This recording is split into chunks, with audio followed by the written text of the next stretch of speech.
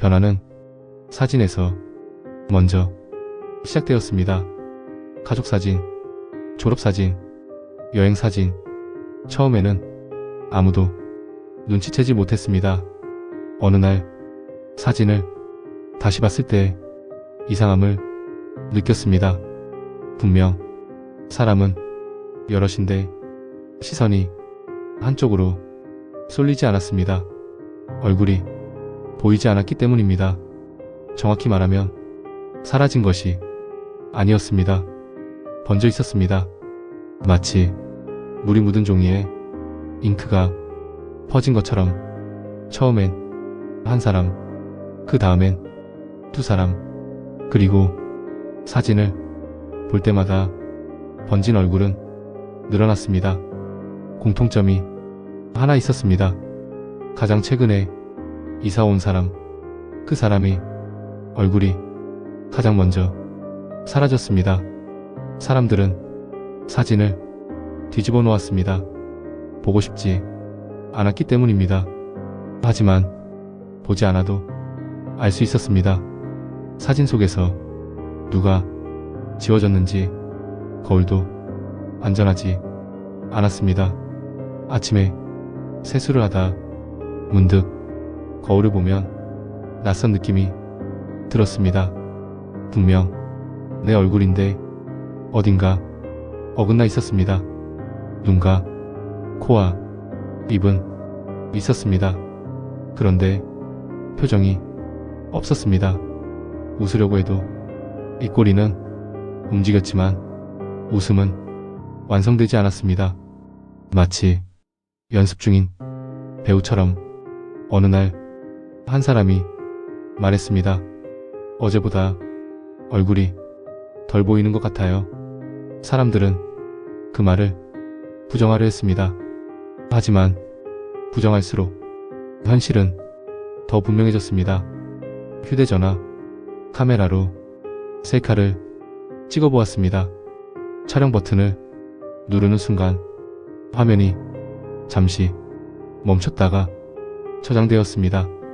사진을 열었을 때 사람들은 숨을 멈췄습니다. 몸은 선명한데 얼굴만 없었습니다. 정확히는 비어 있었습니다. 마치 그 자리에 아무도 없었던 것처럼. 그날 이후 사람들은 서로의 얼굴을 보지 않으려 했습니다. 보는 순간 누가 다음인지 알 수 있었기 때문입니다. 어느 날 아이 하나가 울면서 말했습니다. 엄마 얼굴이 어제랑 달라요. 그 말은 모두를 멈추게 했습니다. 어른들은 아이를 안아주었지만 자기 얼굴을 확인하지 못했습니다. 확인하는 순간 번짐이 시작될까봐 꿈속에서도 변화는 계속되었습니다. 복도 끝에 서있던 그 사람, 이제 그의 얼굴도 보이지 않았습니다. 아니, 처음부터 없었던 것처럼 느껴졌습니다. 그는 말했습니다. 얼굴은 기록에 필요하지 않습니다. 그 말을 들은 순간 사람들은 이해했습니다. 기록에 남는 것은 모습이 아니라 순서라는 것을, 누가 먼저였고 누가 다음인지. 사진첩에서 마지막으로 남아있던 얼굴은 늘 같은 사람이었습니다.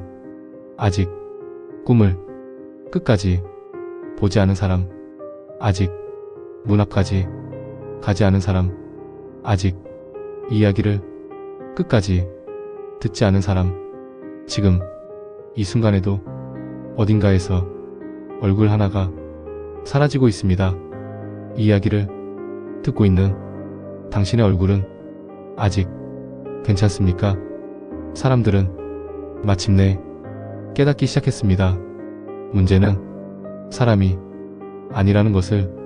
이 동네에는 처음부터 이상한 사람이 있었던 게 아니었습니다. 이상한 건 집이었습니다. 벽은 조용했고 바닥은 아무 말도 하지 않았습니다. 그런데도 집은 항상 보고 있었습니다. 누가 들어왔는지, 누가 나갔는지, 누가 돌아오지 못했는지. 어느 날 관리사무소 직원이 이렇게 말했습니다. 이 집들 구조가 조금 이상하지 않나요? 평면도를 펴보니 분명 설명할 수 없는 공간이 있었습니다. 도면에는 없는데 실제로는 존재하는 공간, 좁은 벽 사이, 막다른 복도, 열리지 않는 문. 사람들은 그 공간을 기억하지 못했습니다. 하지만 지나가 본 적은 있었습니다. 분명 여기였던 것 같은데. 그 말이 나올 때마다 집은 조용히 반응했습니다. 바닥이 아주 미세하게 울렸고 벽 속에서 소리가 났습니다. 마치 씹는 소리처럼. 그날 밤 한 집에서 벽을 두드리는 소리가 났습니다. 똑, 똑. 이번엔 밖에서가 아니었습니다. 벽 안쪽에서 사람들은 침대에 꼼짝없이 누운 채 그 소리를 들었습니다. 소리는 천천히 이동했습니다. 벽에서 천장으로, 천장에서 문으로, 그리고 멈췄습니다. 현관문 바로 앞에서. 그 집의 주민은 그날 이후 기억을 하나씩 잃기 시작했습니다. 처음엔 사소한 것이었습니다. 비밀번호, 전화번호, 자주 가던 길. 그 다음엔 더 중요한 것들. 자기 생일, 부모의 얼굴, 자기 이름. 이상해요. 내가 여기 왜 살고 있는지 모르겠어요. 그 말을 끝으로 그 사람은 사라졌습니다. 짐은 그대로 남아있었고 집은 아무 일도 없었다는 듯 조용했습니다. 주민 명부에는 변화가 있었습니다. 그의 이름이 사라진 자리에는 아무것도 적혀 있지 않았습니다. 대신 연필 자국만 남아있었습니다. 지웠다기보다는 먹힌 것처럼. 사람들은 이제 확신했습니다. 이 집들은 사람을 기억하지 않는다는 것, 아니 기억을 먹고 있다는 것. 오래 살수록 더 많이 내어줘야 했습니다.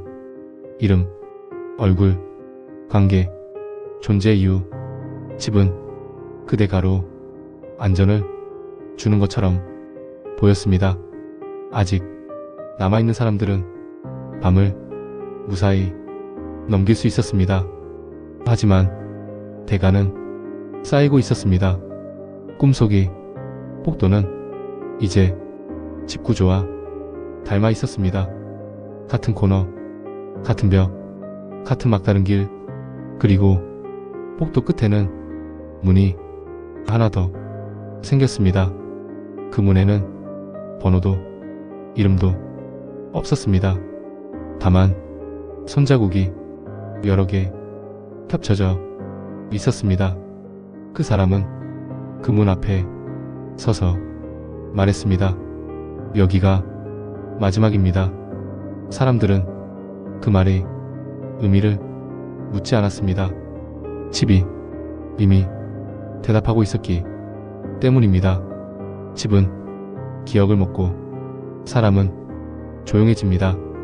사람들은 문을 바라보는 방식이 달라졌습니다. 문은 밖과 안을 나누는 경계가 아니었습니다. 문은 순서를 알려주는 표시였습니다. 어느 날 아침 한 집의 현관 앞에 물건이 놓여 있었습니다. 신발 한 켤레. 새 것도 낡은 것도 아니었습니다. 지금 신고 다니는 그 신발. 집안에 있어야 할 신발이 문 밖에 놓여 있었습니다. 사람은 문을 열지 않았습니다. 열었다는 기억도 없었습니다. 그런데도 신발은 거기에 있었습니다. 그 다음날 다른 집, 이번엔 우산이 놓여 있었습니다. 비 오는 날에만 쓰는 우산. 그 집의 주인은 그날 비를 맞으며 출근했습니다. 우산이 없어진 줄도 몰랐습니다.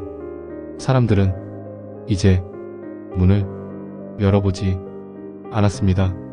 열 필요가 없었기 때문입니다. 문 앞에 놓인 물건은 모두 그 사람의 것이었습니다. 그런데 하나같이 중요한 물건들이었습니다. 열쇠, 지갑, 휴대전화, 그리고 어느 집 앞에는 사진이 놓여 있었습니다. 그 집 가족 사진, 사진 속 얼굴은 모두 번져 있었고 누가 누군지 구분할 수 없었습니다. 사진 뒷면에는 연필로 짧은 문장이 적혀 있었습니다. 확인 완료. 사람들은 그 문장을 이해하지 못했습니다. 하지만 집은 이해하고 있었습니다.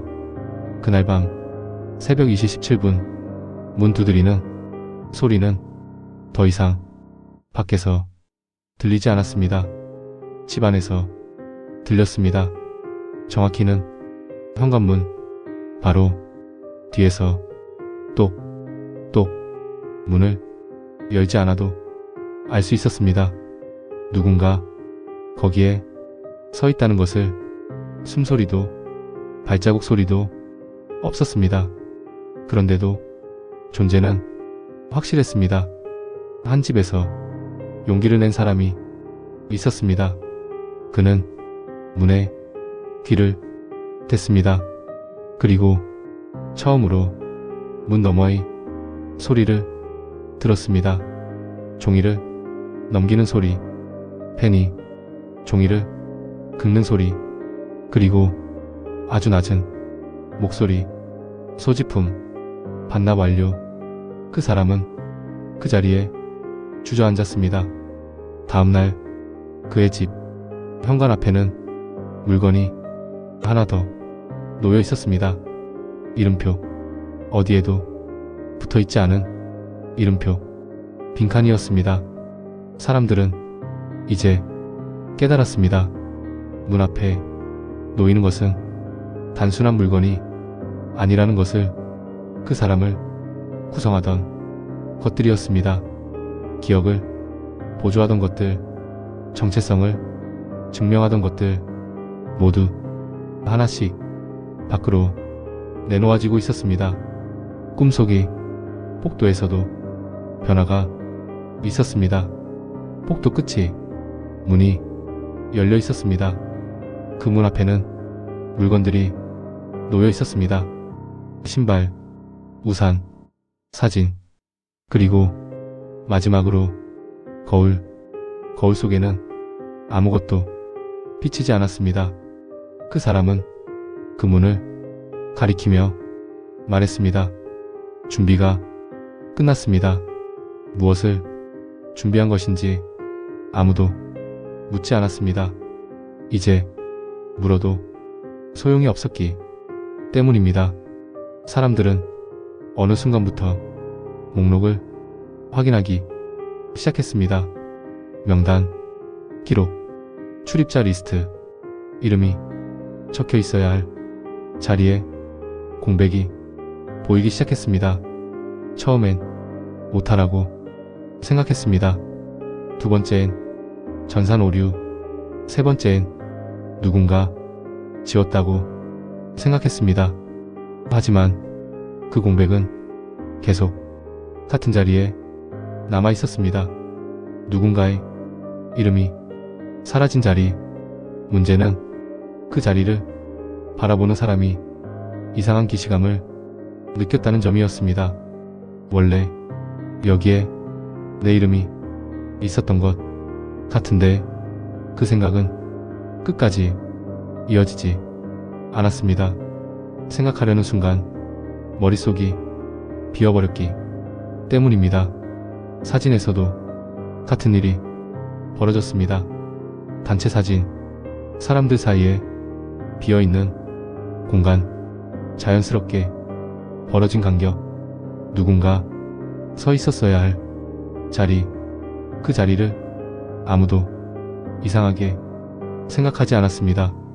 이상하다고 느끼는 순간 눈이 그 자리를 피했기 때문입니다. 꿈속의 복도에서도 목록이 나타났습니다.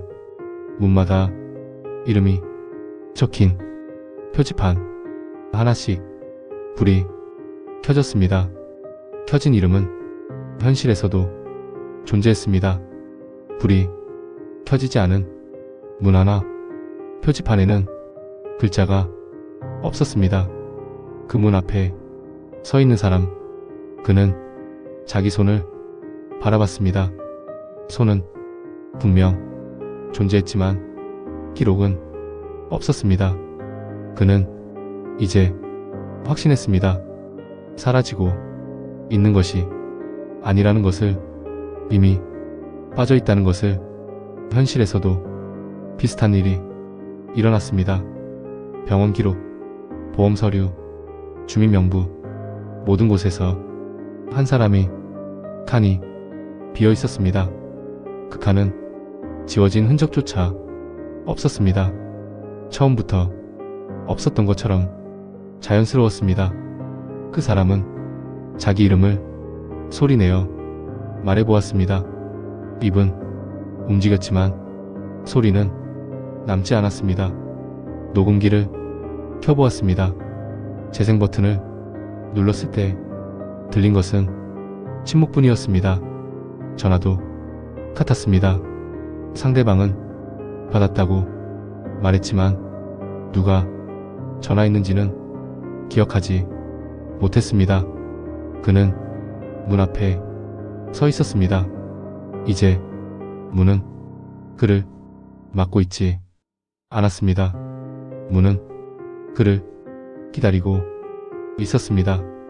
문 손잡이에 손을 얹는 순간 이상하게도 두려움은 없었습니다. 이미 문 밖에 있었기 때문입니다. 문 옆 벽에는 작은 금속판이 붙어 있었습니다. 거기엔 이렇게 적혀 있었습니다. 기록 대상 아님. 그 문을 열면 무엇이 있는지는 중요하지 않았습니다. 중요한 것은 이제 열어도 아무 기록에도 남지 않는다는 사실이었습니다. 꿈속 복도에서 불이 모두 꺼졌습니다. 마지막으로 꺼진 불은 이름 없는 그 문이었습니다. 어둠 속에서 누군가 속삭였습니다. 확인 완료. 아침이 왔는지 아무도 확인하지 못했습니다. 해가 떴는지 아닌지도 중요하지 않았습니다. 사람들은 그저 하루가 시작되었다고 믿었을 뿐입니다. 하지만 그날 한 가지가 사라졌습니다. 문, 정확히 말하면 문이 있던 자리, 벽은 그대로 있었지만 문이 있었다는 기억은 없었습니다. 누군가 여기에 문이 있지 않았어? 라고 말하려다 입을 다물었습니다. 왜 그런 말을 하려 했는지 기억나지 않았기 때문입니다. 목록에서도 마지막 칸이 사라졌습니다. 공백조차 남지 않았습니다. 사람 수는 맞았습니다. 항상 맞았습니다. 단 한 번도 틀린 적이 없었습니다. 사진을 보면 사람들은 완벽한 대칭으로 서 있었습니다. 자연스러웠고 이상하지 않았습니다. 누군가 빠졌다는 느낌은 들지 않았습니다. 왜냐하면 그 느낌을 느낄 사람이 더 이상 존재하지 않았기 때문입니다. 어느 아이가 잠결에 말했습니다. 어제 아저씨가 문으로 사라졌어. 어른은 웃으며 말했습니다. 문 같은 건 원래 없었단다. 아이도 곧 웃었습니다. 그리고 그날 밤 그 아이는 꿈을 꾸지 않았습니다.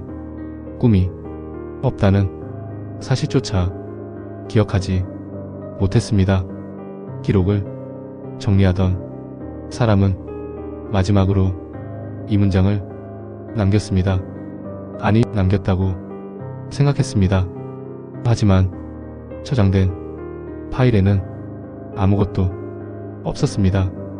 빈 문서, 제목도 없었습니다. 파일 이름도 없었습니다. 그 파일은 존재했지만 열리지 않았습니다. 열리지 않는다는 사실조차 표시되지 않았습니다. 그냥 없는 것처럼 보였습니다. 밤이 되자 복도에 불이 켜졌습니다. 켜진 불의 개수는 항상 같았습니다. 문이 없기 때문입니다. 문이 없으면 기다릴 필요도 없습니다. 선택도 없습니다.